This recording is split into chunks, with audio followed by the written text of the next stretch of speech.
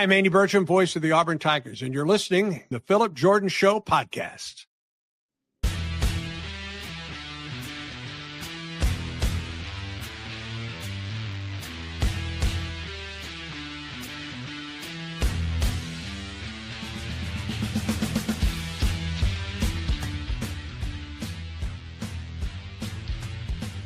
Back by nobody's demand but our own. Welcome into another edition of the Phillip Jordan Show podcast. I am Phillip Jordan.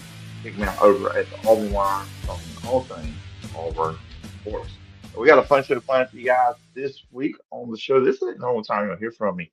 Little programming note on Thursday night and Friday night. Me and good friend Brandon Osmond, host of LSU Breakdown, will be going live as soon as both college football playoff semifinal games end to recap, instant react to those games. I'm sure we'll get into some portal talk as well. So, cool stuff this week will be on the YouTube channel, Phillip Jordan Sports.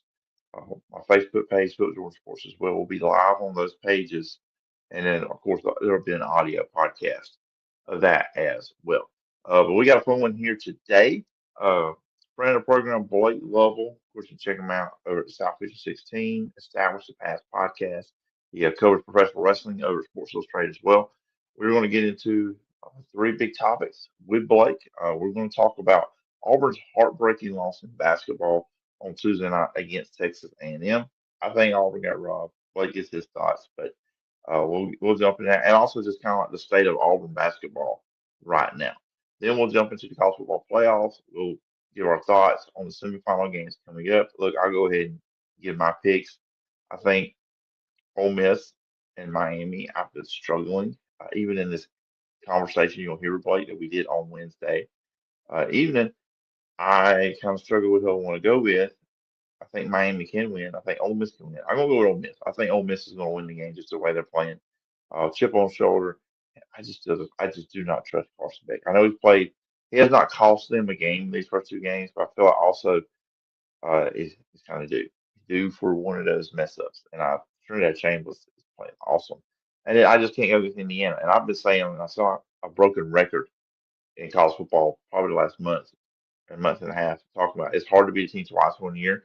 I know Indiana beat Oregon early in the year. It was a good game, 2020.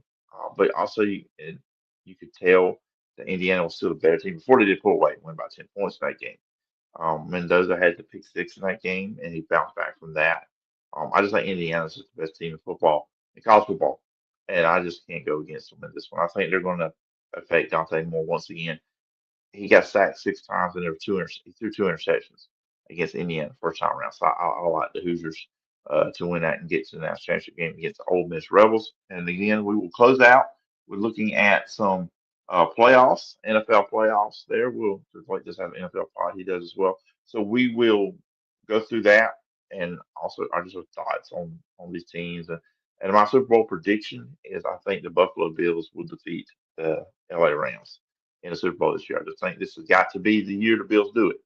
With the Chiefs, with the Ravens, with the Bengals, not in the postseason, it's going to have to be those teams. So that's going to be the conversation with me and Blake. I think you'll enjoy it. It's always fun having Blake on. I told him at the end of the conversation, I think you'll hear that I like having Blake on because he likes all things I like. So we have an easy conversation. It's a lot of fun, just two guys talking sports. Before we do that, if you guys want to find me in the pod, find me on social media at PJordan Sports. Of course, you see that on the screen if you're watching there right now. On YouTube or Facebook or wherever you're watching. Also, remember podcasts on Apple Podcasts, Spotify, wherever you get your podcasts. Please check it out. Apple, especially. I look at reviews. I read them. Leave 5 stars. Don't leave 4 stars. If you leave 4 stars, you're just a straight up hater. Come on, we know the spiel. And also, you can email me at sports.philipjordan@gmail.com. Now, let's jump into it with Blake Lovell. Let's have some fun talking about some sports. Everybody joining me on the show today, good friend. We're going to talk probably a bunch of different little things. They're going to get bounced around here on the show today. Joining me is Blake Lovell. Check them out over at the Southeastern 16, where they're very busy. SEC basketball play has now started. Some teams have played 2 games already. of this recording. You've got transfer portal in football, Ole Miss still in the college football playoff, all bunch of stuff going there. As NFL podcast established the past. You can also check him out at Pro Wrestling over at Sports Illustrated, where he does a lot of writing over there. And Blake, appreciate you coming on. I hope I got everything.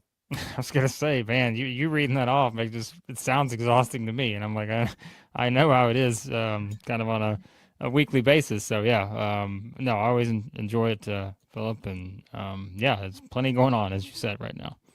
Yeah, absolutely. I mean, just I know you guys are over the SEC football. I mean, every day. I mean, I'm having to. I'm trying to sneak away at work and try to look who is going where. Transfer portal is. Yeah. I tell everybody it's almost like just imagine if the NFL did free agency in the middle of the playoffs. Yeah. I mean, that's what it is. Like, that's what it's become. It's just like, hey, everyone, go get your money now and just enjoy it. Like, and coaches try to figure it out. Schools try to figure it out. And I mean, yeah, eventually, again, some of this stuff's there's going to be one that just breaks the entire system. And I think that may be sooner rather than later based on some of these already that we're seeing this offseason. But yeah, it's just kind of, it's the Wild West as it's been for a while. So. Yeah, I mean, it just really caught me a few weeks ago. You were seeing posts from these teams saying such and such has re-signed. Like these are NFL teams and all that other stuff. So it's different world. I told you off air, I kind of was trying to figure, okay, where are we going to start off with this thing? And I thought maybe we'll start with football stuff. But SEC basketball treated us to an interesting night, especially there at Neville Arena in Auburn. With Auburn losing 90-88 to Texas A&M. Auburn is now 0-2 in SEC play. Of course, A&M of this recording. Of course, let everybody know we recorded this before any of the Wednesday night games, but they're the first team to get 2-0 in the conference. I'm just going to open it like this, and just let's open up a storm for you. Did Keyshawn Murphy make the shot? So I led with this today on our show, and I know this is kind of an argument you just can't win either way. And that's what I called it. I called it the perfect storm of. You could replay that sequence, and by sequence I mean the play before that, where they're intentionally missing the free throw. They have to stop to figure out, okay, what happened, and of course Bucky McMillan was not happy that again the way it unfolded. So you can set that play up, and then to have 0.6 seconds on the clock, to then have the next play out the way that it did. You could do that probably 1,000 times, and I don't think you'd ever have that same sequence again. And again, it was like just the perfect storm for controversy. You had every single element you needed. You had what Texas A&M was like, why was the blown call in their eyes on the free throw? Then you have Auburn who makes the shot. Then you have them declare the shot as good, basically, before reviewing it. And then in the home arena of the team that just hit the game-winning shot, wave off it. And so it's like every single thing that went against like all logic feel like it just came together. And for me, and this is how I set it up. Quite honestly, and I feel like I've argued with some people on this, but like what I think doesn't matter. What the referees saw, that's what matters. And I always point out, and people have asked me this on Twitter, they're like, hey, why don't we see every angle they see?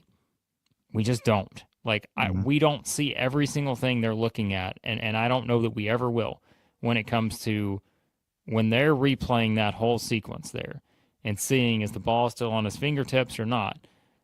We see what they give us on the broadcast. And quite honestly, Phillip, I didn't, I'm not knocking the broadcast here, but I thought there could have been ways to improve how we saw what we saw, whether it's slowing it down, whether it's freeze frames, like all those things. But even then, it was going to be tricky because you saw how close it was.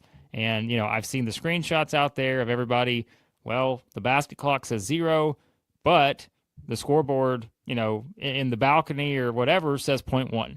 So why is that? How are we getting a different shot there than we're getting? And that's where, long story short, I texted, I said, look, I think it's still on his fingertips. But the ruling is that it's a made basket. And so that's where the whole inconclusive comes in. And like I've kind of said, they're not overturning it unless they are seeing an angle that clearly we did not see. From what we saw, I don't think you can overturn it. But they're seeing something that made them confident enough to say it was enough to overturn it. It's just the problem is transparency, right? And that's what Stephen Pearl was upset about. That's what Auburn fans are upset about. And they have every reason to be, because you have the moment of jubilation, and then without knowing exactly why, you're told it doesn't count. Referees leave, and again, it's the perfect storm. They didn't leave; they ran. They got out. They got out of there. Yeah.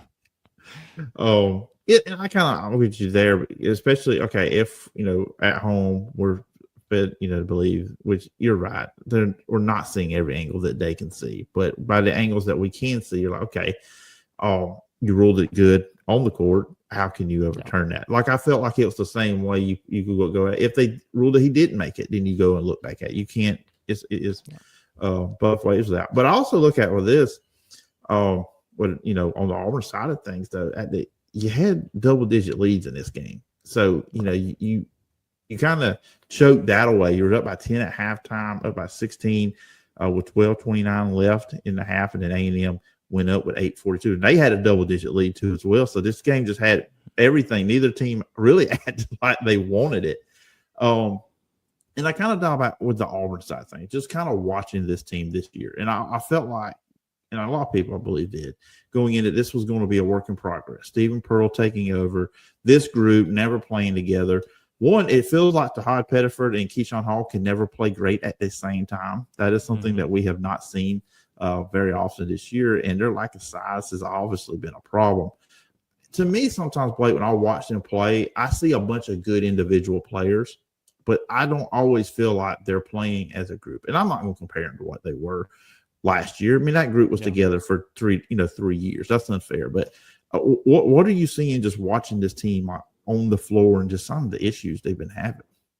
Yeah, I think, and before Bruce retired, I mean, we were this summer, I felt like we were lower on Auburn than most people, because every time we'd kind of group SEC teams into like a top 6, and we were always saying, we think Auburn's the 6th of that group, because, it's just a completely different team. And I think that if anyone thought they were going to come into the season and just replicate either what they did last year or even come close to that, I just think that was misguided based on the roster, because I didn't love the roster. Honestly, I was kind of looking at it and trying to figure out exactly what their identity was going to be.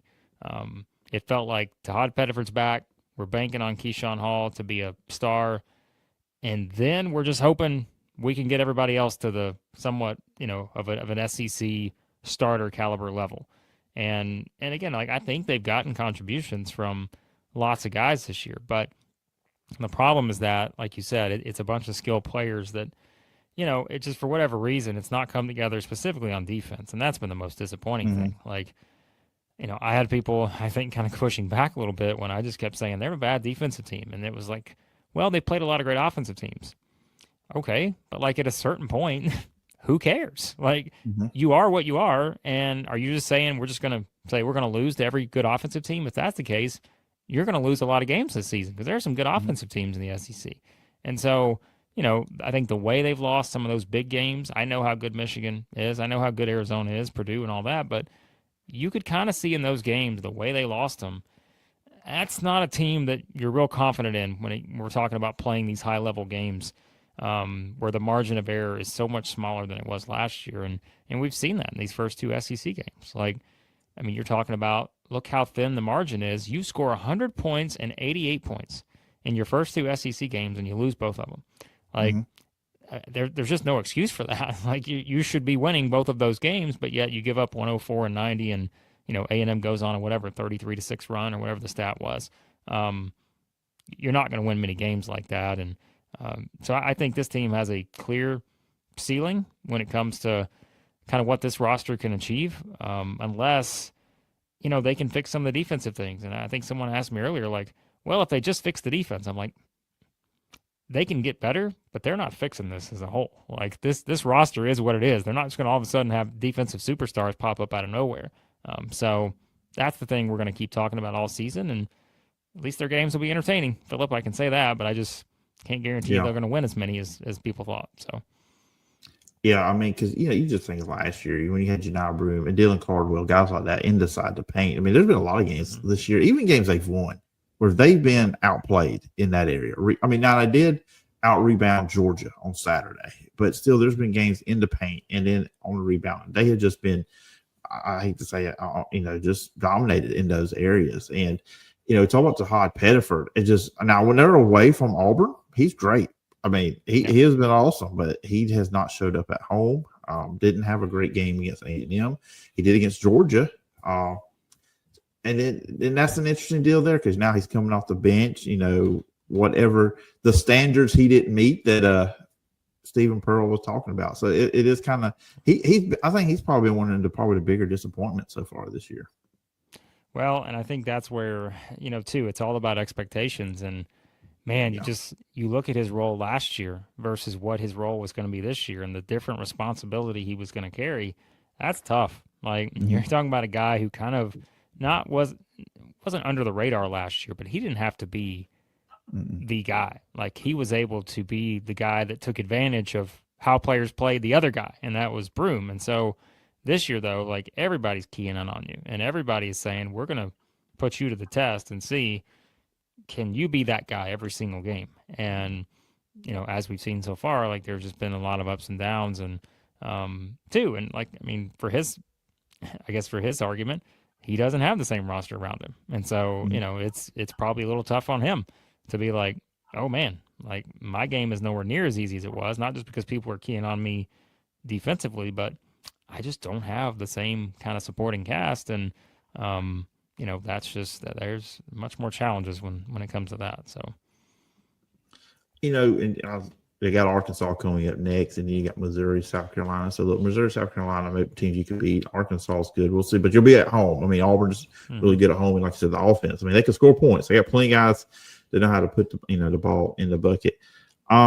Just let's just say, for instance, this thing they keep losing games this way, and it does kind of go south, and just kind of the way Stephen Pearl got the job. And I don't think Auburn would give him more than 1 year just because they're for Bruce. But I mean, you got to feel like if it kind of keeps going this way this year, he is going to have some incredible pressure on him next season. No, I think so, and I think that's where again you kind of it's Bruce's roster this year, but it's not all Bruce's roster. Like Stephen Pearl helped build this roster, and I think we understand that, and I think that's where you're going to get a little wiggle room for that reason, is to be like, okay, Bruce is the head guy. Yes, Stephen Pearl is helping with recruiting and all that. Understood. He's a top level type guy, but you're going to get a chance to now say, all right, here's why this happened. Okay, in the midst of the transition to me, here's why we either underachieved or didn't meet expectations, whatever it looks like at the end of the season. And that means we got to increase NIL. We got to, those conversations are going to be had. And I think it's where, okay, that's step one. And so we'll go in the next season. Were they able to accomplish that? If they are, they'll have a chance to be successful. If not, and they have another season like that next year, well, then all of a sudden I think the question becomes, what is the Auburn job? Right? Mm-hmm. And like I was having this conversation with some of our members over at Southeastern 16 earlier. They asked me the question, like, how would you rank the SEC jobs right now, 1 through 16? I said, well, I think the two jobs that I have the toughest time ranking are Alabama and Auburn, because are you ranking them based on what they are now, or are you kind of, which was made, let's call it what it is, by Nate Oates and Bruce Pearl, or are you ranking them kind of, what they are without those two guys? And I think that's where the discussion gets interesting, right? And so that's where you see what schools are willing to kind of put into it. And I think this is going to be a great example of, are we willing to invest what we need to invest, knowing that football is investing a great deal now with Alex Golesh. They're going to have to be successful. Everyone in the SEC knows that. And so what are you willing to do for basketball? And can you stay on that same level as everybody else without Bruce Pearl? And, I don't care if it's his son. They're different people. And so I think that's going to tell us a lot probably next season. Yeah, it was always the joke around Auburn fans that when the football team was struggling, so when does basketball season start? So I guess now they're going to start saying when does baseball season start with Butch Thompson on that side of things. Real quickly, Florida beating Georgia 92-77, 14 straight wins now at home. The bigs for Florida were great, but Surreal decided to throw a little punch and for Georgia. And you could tell, well, after that happened, Florida just feasted in the paint for a good bit down. Georgia made a run, but then of course Florida again pulled away with the big victory. What was your big takeaway from Florida's win? Yeah, I thought Florida was kind of in a situation that like Missouri felt like they were in the game before, where it's like Missouri kind of felt like their season was going to be defined by that Florida game because they were coming off the 93 whatever 40 something point loss to Illinois. And so you felt desperate if you were Missouri. I don't say Florida was desperate against Georgia because you're playing a top 20 team at the time. And Georgia's, been one of the surprises of the SEC this year. The team I swung and missed on the most in the offseason. I just didn't really have a great feel on them, but they've looked really good. But like you said, it was kind of a turning point moment for a team that felt like it had to win. And, that's the thing is like Florida's record, a lot has been made of that. It's very misleading. I mean, look at their record, but look at how much they've lost by in all their games. We're talking a team that's lost by 6, I think 4, 3, 1, 2. Like they've run the gamut of like the 1 through 5s. Like they have just been right there with a chance to win all these games. And the difference is, well, they don't have a great shooter. They don't have Walter Clayton. And that's just been it. Like it's been as simple as that. But they've been a team that should have won at Duke if Duke doesn't hit a big shot at the end of the game. They had a chance to beat UConn basically in their home at Madison Square Garden. The TCU game, yeah, you're going to scratch your head a little bit. 6-point loss to Arizona. No shame in that. And they faced a Missouri team, like I said, that's completely desperate, kind of playing for its season on the road. They lost by 2. So I just think Florida's downfall has been completely sort of exaggerated at this point. And I think this game just kind of showed you, yes, Florida's not going to be a national championship contender with their guard play right now. It's just not going to happen. But their front court's good enough to get them to the Elite 8, like probably. I mean, it really is. So I think Florida's going to be fine. I think they should be one of the favorites to win the SEC. It's just a matter of seeing how their guard play develops from here.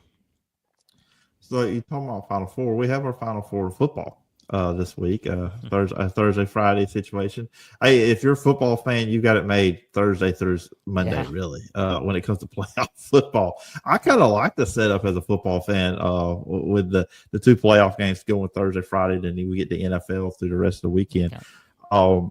I think Ole Miss is a great story, just with the whole Lane Kiffin side of things. And then on the other side, I got Miami. I was upset that Ole Miss beat Georgia because I wanted the drama of Carson Beck versus the Georgia Bulldogs. I was really looking forward to that. I said there's no way that matchup happens. I just thought these results would be flipped around. But Ole Miss is really good offense. Miami's defense up front. Blake, when I watch Miami, I keep in the back of my head, I cannot, with the life of me, pick them to win any of these games because I'm waiting for Carson Beck to mess it up for him. So I feel like I want Ole Miss to win. I'm an SEC guy. Everybody knows that. But also, I just don't trust Carson Beck.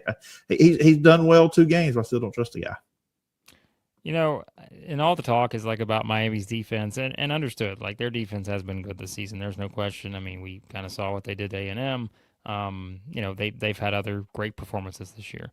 And if they win this game, that'll be the talking point. I think more so than Carson Beck, it's going to be, well, their defense got it done. Because here's the thing. Ole Miss has the best player on the field by far. Mm-hmm. Like, Chambliss is the best player on the field, without a doubt. Some may even argue he's the best player left in this thing. And I know Mendoza's the quarterback for Indiana. But what Chambliss can do, I don't know that there's anybody else out there that's left in this thing that can make the kind of plays that he can make. Like, he's making NFL-type plays down the stretch in that Georgia game.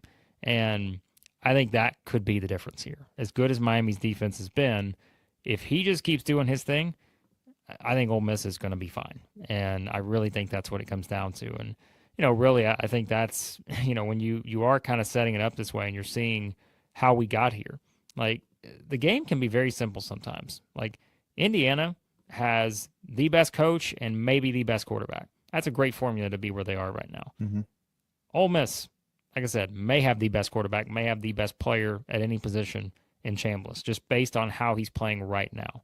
And, that's why for me, I'm going to maybe, I don't know, pick the obvious because Ole Miss is the underdog, right? I believe by the spread. Mm-hmm. But, there's no chance I'm picking against Indiana or Ole Miss right now. Based on those two teams and what I've seen from them as of late, no chance. I don't care how good Miami's been. I don't care how good Oregon's been.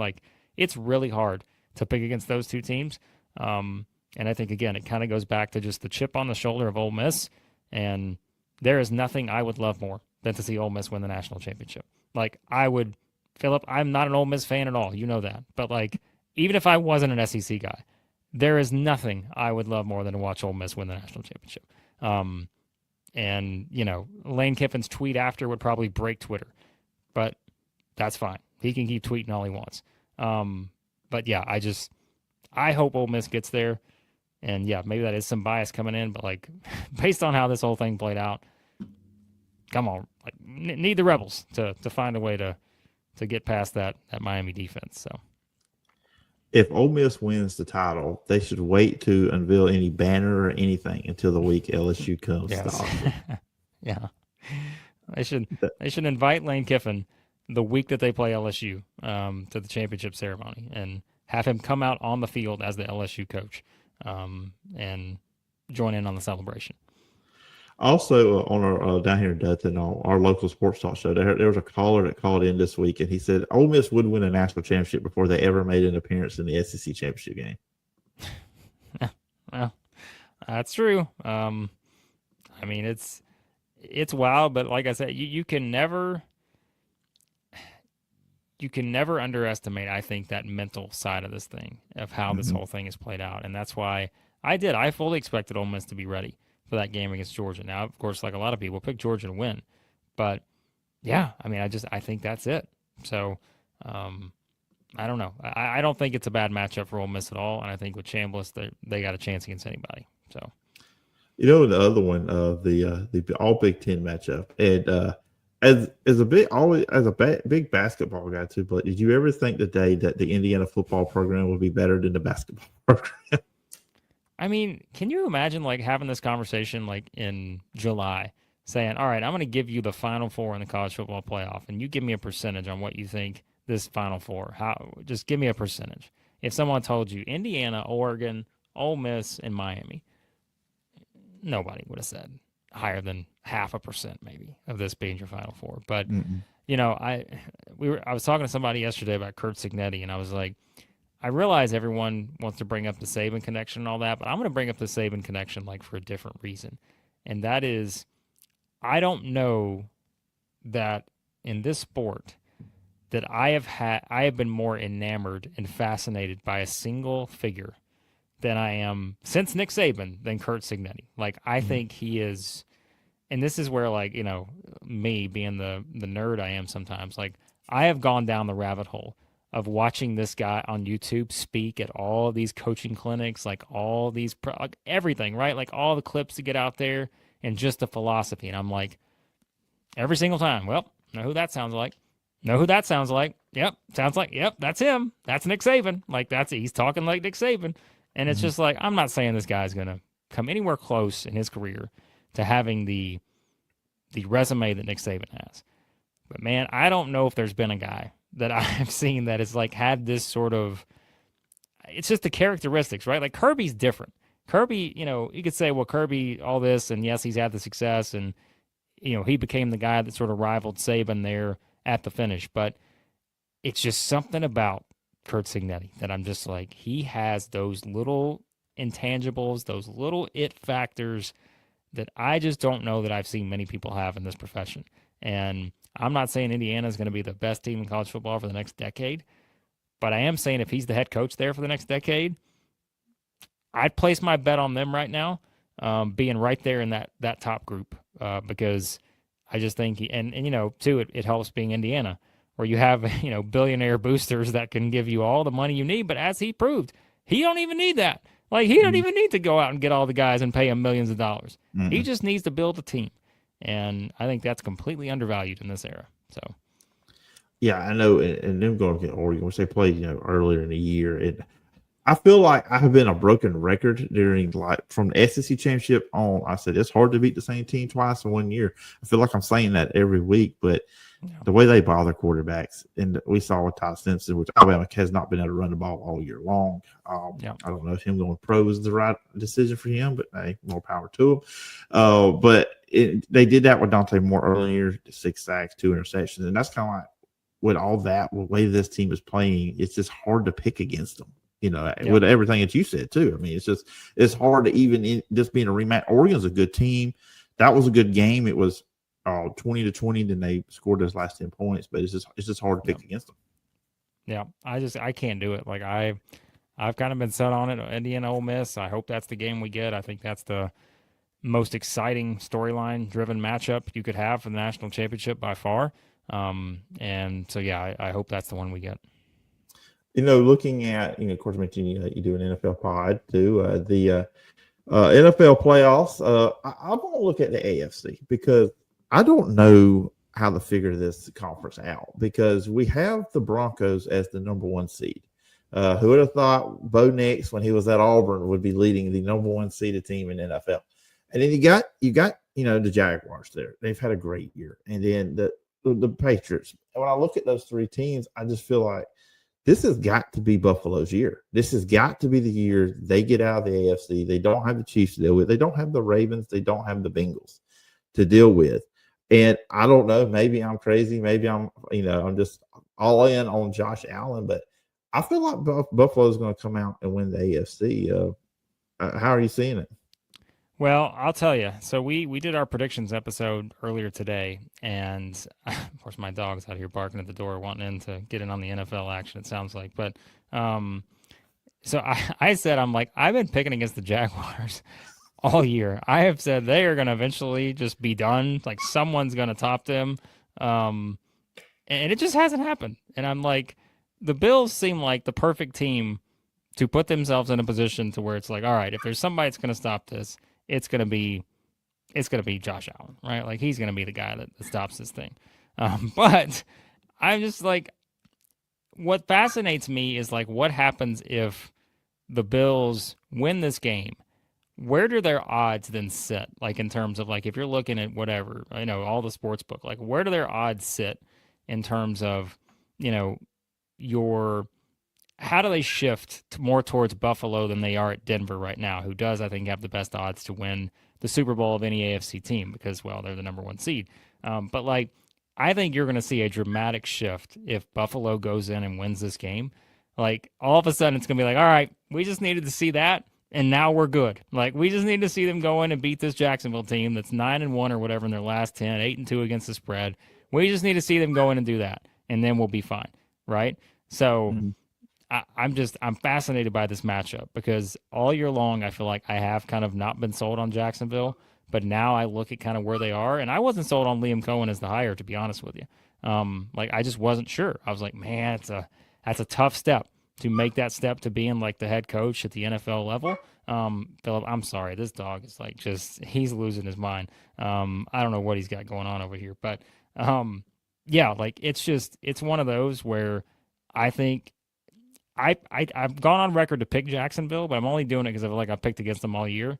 But I'm kind of with you in that I think Buffalo, without these other teams in there, if they get past this one, I don't know that I could pick against them the rest of the way just based on the Josh Allen effect. So we talk about Buffalo Bills, and then either your dog's very excited about the Buffalo Bills, I don't know what he's doing out here, or really disagrees with our comments there.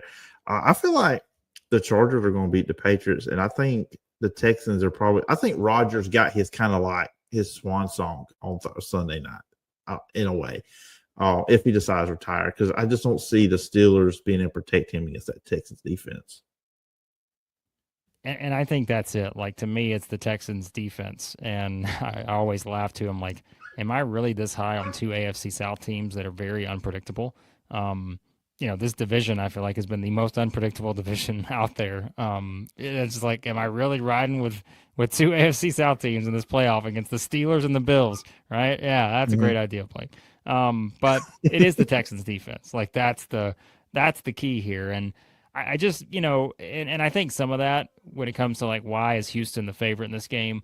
I mean, look, we are talking about a missed field goal away from the Steelers not being here, and I thought I for think sure that they were going to get eliminated. They were going to. I know. When that extra point got missed, I said, "Oh man, Aaron Rodgers is going to miss the playoffs and potentially his last season because of a kicker." But it didn't happen. Yeah, I mean, the way this thing sat up, like I was just thinking, man, it felt like one of those where like, oh, Houston's gonna. As much as I like the Texans, I'm like they're gonna have to go to Baltimore and they're gonna run into Lamar Jackson, and it's like it's not gonna work out for them. But this matchup I like a lot better, and I think it's kind of one where defensively, if you like, again, it's kind of there's a difference where if you're trying to match up against Lamar Jackson and you're trying to match up against Aaron Rodgers and the skills and the strengths that they currently have at this point in their careers, I just think this is one where Houston and what they can do, it's going to be really tough for Pittsburgh to kind of generate any offense here. And, you still have your questions about, I think, the offense for the Texans, but this does feel like one of those games. And I think the over-under set at like 39.5, something like that. If this was 13-10, it's not going to surprise anybody. I mean, it's just like that feels like this kind of game. And really that depends on if the Texans can dictate this with their defense. So, real quick looking at the NFC, I know I've kept you over 30 minutes already here on the show. Well, the Rams and the Panthers, I feel like we need to predict this game or anything like this because I think we all know we're just going. And the thing is, the Panthers fans say, well, they beat the Rams. Was it? Yeah, turnovers and rain was a big part of that one. The Rams just seem like the team when they're right. They're probably the best team in the league. But they're at where they're at. They've lost to the Panthers. I mean, a couple weeks ago, that Thursday night game against Seattle. I mean, with the most insane 2-point conversion we've maybe ever seen in an NFL game when that went down the way it did. But I just feel like, to me, I'm picking the Rams to come out of the NFC, but they just feel like when they're right, playing to their level, they're the best team. Yeah, and I think that, when that spread came out and it was 10.5, I'm like, this team is a road favorite, 10.5 points against a team that already beat them. Like, I mean, in a wild card playoff setting, that kind of shows you what I think that, the odds makers see in Carolina and how they got here. And that's, you applaud them for getting here, but it's like, man, I just don't know. I can't look at that and just look away and be like, oh, yeah, well, okay, I'll just go pick the easy upset. 10.5 points, right? Just not something you see often. And so I'm with you. I think the Rams at their best feel like the team that, if I'm looking at it from an NFC standpoint, like I would probably feel very confident in their ability to certainly have a great chance. And I think, a lot of that's really just going to be dependent on, do you kind of go out and do the things that you just couldn't do the last time around? And like you said, the weather and that kind of stuff factored in and everything. But you have more confidence because the Rams have kind of been here before. And I think that's going to play into this thing too. Whereas with the Panthers, yes, they've gotten here, but, let's call it what it is. They're an 8-9 team in, a division that has kind of become what it's become. It's just not a great division. And, yeah, I mean, if this spread was the Rams at the Bucks, it's not 10.5, right? Mm-hmm. And I think that's the thing. Is it's not 10.5, and I think that's where it's like it's just impossible to pick against the Rams in this spot. Yeah, the 49ers Eagles on Sunday. I know the Eagles are 4.5. It's just one of them games where the Eagles offense does not look great in a good bit. The 49ers have great offense, but you question their defense, and we saw what Seattle did to them, just shut them down. And just playoff football, you got to feel like that. It is the right call for the Eagles to be the favorite. Yeah, and I would expect this one to be kind of a tough, grinded out type game. It feels like just based on, maybe how these two teams need to win.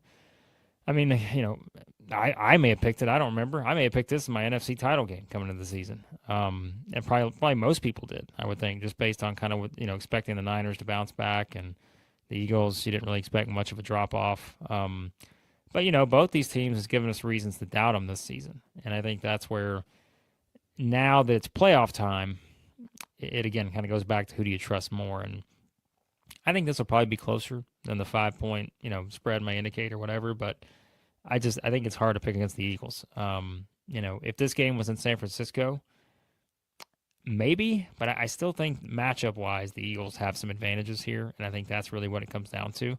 They are the Eagles. We know what they did last year, and sometimes when you get that team that feels, even though it's different, you get them in this setting, all of a sudden the light turns on. They're like, all right, yep, we remember what we got to do, like to get back to where we want to go. So, kind of gives you that reset a little bit. And so I wouldn't be surprised if that happened with the Eagles and they come out, play well here, and keep advancing, have a chance to get back to the Super Bowl.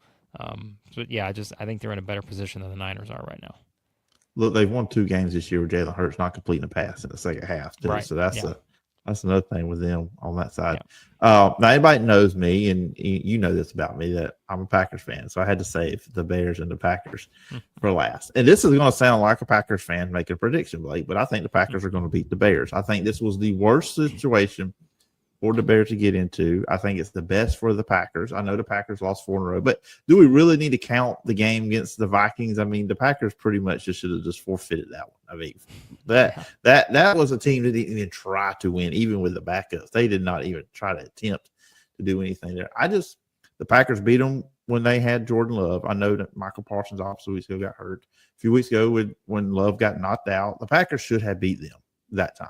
I mean, it's just it felt like the Packers lost, the Bears didn't win. So I'm going into this. I think the Packers are going to feel like we know we can beat this team. We know we're better than them, especially if Jordan Love is healthy the entire game. I just think the Packers are going to take care of. Well, and I think, like I said about the reset, I think if there's anyone that wants to reset more than anyone in this field of wild card games, the Packers. Like they just are like, okay, let's start this thing over. Like it's a new season. Let's kind of turn this around. And I think there is something about this Bears team that feels different. We were having the debate on our show. I kind of posed the question: who of this entire wild card round is going to be the most talked about player? Say come Tuesday, right? If we're looking back, I'm like the most talked about player of this round. I said it's going to be Caleb Williams, because one way or the other, it's going to be Caleb Williams, whether they win or whether they lose, because that is where I think the expectations are for this Bears team. They have to win this game, and so if they win it, it's probably going to be because of Caleb Williams. If they lose it, maybe no matter how he plays, it's going to be about can Caleb Williams get it done, right, in a playoff setting, and that's going to be the question going into next year. So I think it's a fascinating setup, given, again, we've seen these two teams play a couple times recently, and I think that helps. But, it's a toss-up for me, because I think everything is telling me that I trust the Packers just simply a lot more. There's also, kind of the Ben Johnson effect of well, this guy's come in and kind of worked his magic, and we saw the Lions without him, and I don't know. He may have something up his sleeve. Is he the new Matt LaFleur? Is it, all these questions that I think we'll start to ask. But yeah, it's a tough game, and I think this is probably the toughest one of the entire round for me when it comes to trying to figure out how it plays out, because I think you can make great arguments for both teams, but really, your prediction may come down to, do you trust Caleb Williams in this spot? And I think, again, that's going to be the talking point that we're probably debating the most come Tuesday. Yeah, and I am going to make sure, if the Packers do lose, Blake, last time that these two played and they lost, I just went on arguing with anybody that would come my way on Twitter. So I am not going to do that. I am going to delete the Twitter app off my phone during and after this game, because I am a Troy student. I am a Troy supporter, but I was arguing with other Troy fans that why the Group of Five did not belong in the college football playoff. That also happened that night. So I will not do that. But no wrestling question this time. This time we'll hit that up next time, have you on the show. But appreciate a lot of fun talking. We hit on a bunch of different topics. Really like having you on, Blake, because you like a lot of the same things I like. So I know we were kind of a good conversation.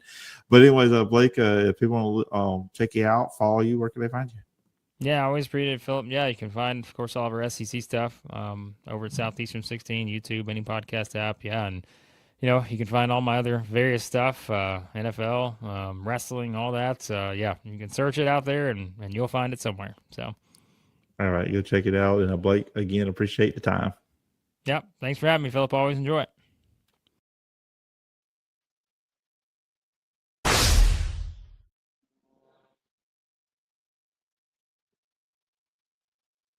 All right, had a lot of fun there talking with Blake Lovell about all the different things. And we usually do get into a wrestling thing, but we kind of went about 38 minutes with our conversation. Pod is now 45 minutes, so I figured we'll just hold that off for next time. I'm sure I'll talk to Blake here pretty soon about different things.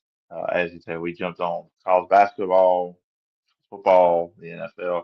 I always point out Blake. You go check him out. Southeastern 16, him, Chris Lee, all the guys really do a great job with SEC stuff. He does a great job with his Established Past podcast, his wrestling coverage, all the stuff Blake does, top notch. I don't get out of here for this week's show, but we're going to do some instant reaction episodes Thursday night after the Miami Ole Miss game and Friday night after the Indiana Oregon game, reacting to the semifinals college football playoff. And then next week we back, hopefully, preview the national championship game, a bunch of other stuff. I will say, moving forward with this pod, it will be very college football heavy, which is all it has been. But it's just kind of not going to shy away from that. But that will be always kind of like the centerpiece of this show from now on. But other sports topics will kind of make their way in here time to time. But anyways, that's what we got going on this week, and I appreciate it. Hey, if you're a subscriber to the Wiregrass High School Football Report, maybe a new episode of that coming up in the coming weeks as well. We have new coaches in the area, so I got to reach out and get some interviews with them. All right, I'm gonna get out of here. I got to go pay the bills. Got to go do the day job. Anyways, I hope you will like this podcast, share it out, so people watch me listen to it, and I really would appreciate it. A lot of hard work goes in to the Phillip George Show podcast. Remember, follow on social media at P. George Sports. You find a podcast on all your favorite podcast platforms. Check us out over on YouTube at the Phillip George Sports YouTube channel. Anyways, hope everybody has a great rest of their week, great weekend. A lot of fun football to watch, good basketball this weekend too as well. So a lot going on in the sports world right now. All right. Till next time. Bye bye.